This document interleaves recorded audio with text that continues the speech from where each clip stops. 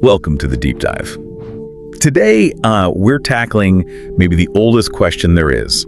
How do we find real lasting happiness? Yeah, it's the big one.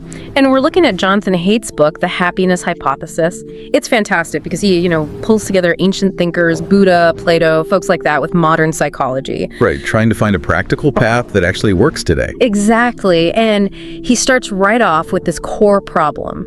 Internal conflict, that feeling we all have. Oh yeah, like you should exercise, but the couch looks really good. That constant battle inside. Precisely.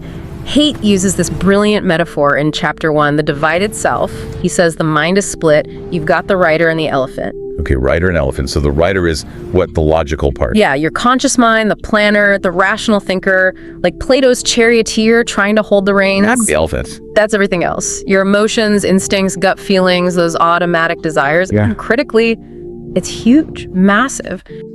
So the writer's small, the elephant's enormous. That's the key insight, isn't it? The writer often just doesn't stand a chance. That's it. The elephant usually goes where it wants to go, driven by habit and feeling. You try to make a change like getting up early, the writer sets the alarm. But when that alarm goes off, the elephant just rolls over and hits snooze or, walks past the salad bar straight to the pizza. The writer's often just along for the ride. And then Haidt says the writer does something interesting after the elephant gets its way. It doesn't just give up. No, it starts rationalizing. It becomes this sort of inner lawyer. So it makes excuses for the elephant. Exactly. It constructs these perfectly logical arguments for why eating the pizza was actually the right decision after the fact. It justifies the elephant's impulses. Our moral judgments often work like this too, feeling first, reason second. And Haidt points out this division isn't just one simple split. It's deeper, right?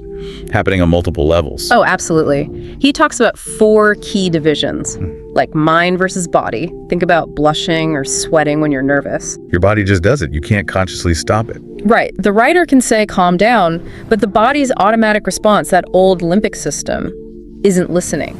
That's the elephant again, in a way. So these automatic processes often just steamroll our rational plans. Yeah. Which makes change really hard. Incredibly hard. It's not just about having more willpower. You can't just force the elephant. You have to coax it, retrain it, and that takes consistent effort. Which brings us to something potentially discouraging. Genetics. The cortical lottery. Yeah, this is tough stuff. Haidt cites research suggesting that a huge chunk of our baseline happiness, maybe 50 to 80% of the variation between people, comes down to our genes, our affective style. So basically, some people are just born with sunnier elephants. Sort of, yeah. Some are naturally more optimistic, resilient. Others might be predisposed towards anxiety or seeing the negative. That's the set point in his happiness formula later on. Okay, hold on. If potentially 80% is genetic, does trying to be happier even matter that much? It seems a bit bleak. It sounds bleak, I get that. But think about it differently. If even 20% is not fixed, that's still a massive amount of room for improvement. That 20% is where your effort makes all the difference. Okay, so there's still hope. Definitely. But we're also fighting against another built-in feature, the negativity bias. The idea that bad stuff affects us more strongly than good stuff. Exactly. Our brains are wired for survival, so threats and negative experiences grab our attention much more intensely. One criticism can outweigh 5 compliments, right? Yeah, I think we all feel that. So if your elephant is already a bit anxious genetically, and it's constantly scanning for threats because of this bias, well, you see the challenge. It's an uphill climb. So how do we work with that 20%? How do we retrain the elephant and counter the bias? What tools actually work? Haidt highlights 3 key methods. First, meditation. It's an ancient technique, but the science backs it up now. How does it help? It basically trains the elephant to be calmer, less reactive. It helps you notice your automatic thoughts without immediately getting swept away by them. Strengthens the writer's awareness, maybe. Okay, makes sense. What else? Second, cognitive therapy, or CBT. This was pioneered by Aaron Beck. It's very practical. Right, CBT. That's about changing thought patterns. Exactly. It gives the writer tools to identify and challenge those negative, distorted thoughts that fuel things like anxiety and depression. You learn to question the elephant's knee-jerk reactions and reframe them more realistically. Like coaching the rider to gently guide the elephant. Good way to put it.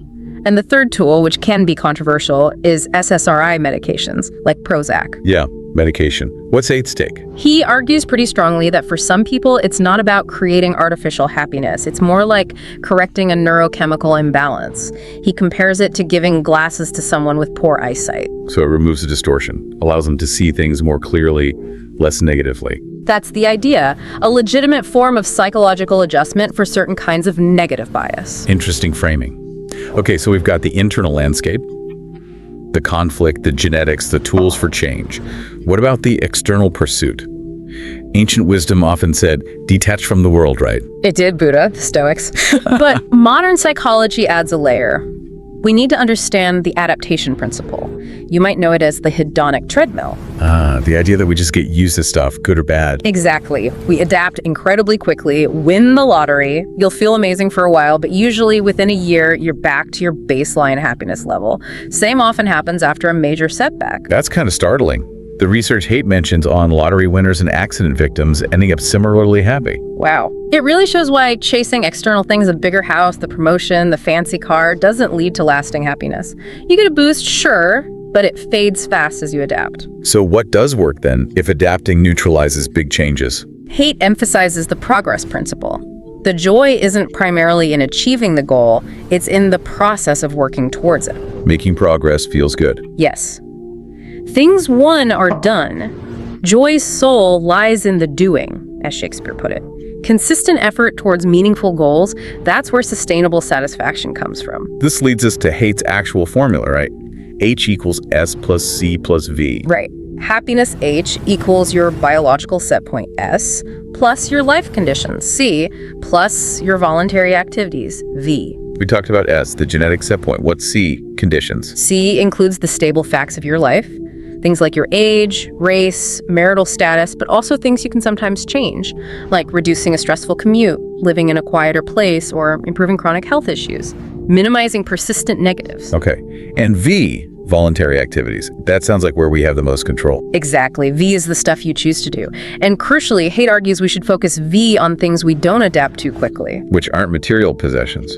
Right, not buying more stuff. Instead, it's things like investing in relationships, socializing, learning new things, engaging in hobbies, exercising, and choosing experiences over material goods. Experiences give more lasting joy. Yeah, because you enjoy the anticipation, the event itself, and the memories afterward. Plus, experiences often connect us with others, which turns out to be key. And this connects to maybe the biggest theme in the second half of the book. Yeah. Happiness doesn't just come from within you. It comes from between you and other people, between you and your work. This is a huge insight.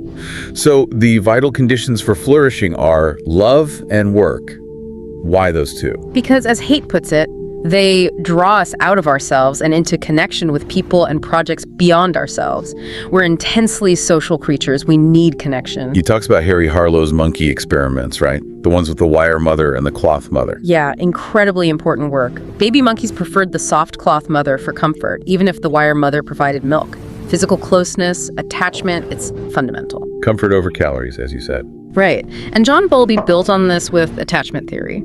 Secure bonds in childhood create a safe base, allowing us to explore the world confidently. A secure elephant lets the rider be brave. And the other pillar is work, but not just any job. No, it's about finding meaningful work, seeing your work as a calling, not just a job or a career. What defines a calling? It's work that feels intrinsically rewarding, that uses your strengths and connects you to something larger than yourself. Haidt calls this vital engagement. It gives a sense of purpose that deeply boosts that V in the happiness equation. So love and work provide connection and purpose, pulling us outside our own heads. Exactly. And this leads to Haidt's final big point, the importance of balance. He uses the yin and yang symbol. Meaning, we need to integrate opposing forces, not just choose one extreme. Precisely. We need a balance between, say, Eastern ideas of acceptance and mindfulness and Western ideas of striving and achieving, between focusing on the self and focusing on the group. He even applies this to politics, doesn't he? Without taking sides, obviously. Right. He observes that healthy societies often benefit from the tension between different perspectives. Liberals might focus more on equality and care, conservatives more on loyalty and order. Both perspectives, he argues, capture parts of the moral landscape. And the wisdom comes from being able to see the value in perspectives you don't necessarily share, engaging with opposing ideas rather than dismissing them as simply wrong or evil, finding that balance. So, wrapping this all up for you listening, the path Haidt lays out involves, first, really understanding that rider-elephant dynamic within yourself. Yeah, acknowledging that inner conflict, then actively working to retrain the elephant's automatic responses, maybe through meditation, therapy, or for some, medication. And finally, consciously choosing those voluntary activities, the V, that build connections and meaning.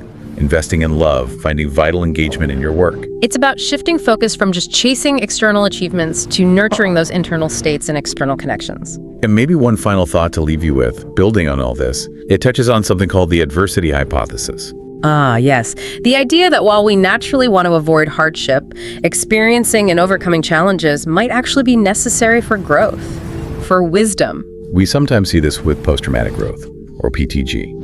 People facing significant trauma can sometimes emerge with newfound strengths, deeper relationships, a clearer sense of priorities. It doesn't mean trauma is good, obviously not.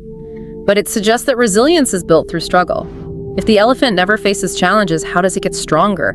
How does the rider learn to navigate difficulty? So the provocative question Haidt leaves us with is, maybe shielding ourselves or our kids from all difficulty isn't actually helpful in the long run. Perhaps some level of manageable challenge, especially earlier in life, is crucial for developing the resilience and wisdom needed to navigate life well. Finding that balance between safety and challenge might be one of the keys to fostering not just happiness, but a truly flourishing life. Something to think about.